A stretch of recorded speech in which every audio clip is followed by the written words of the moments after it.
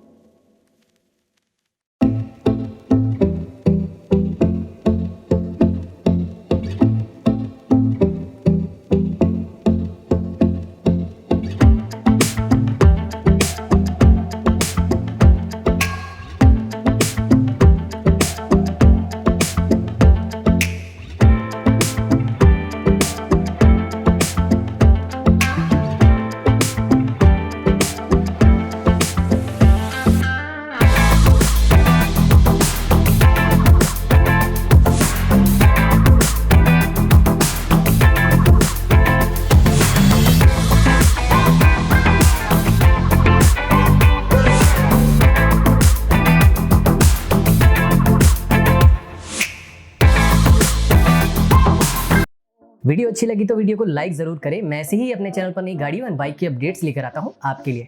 मिलते हैं ऐसी एक नई वीडियो के साथ। Till then drive safe.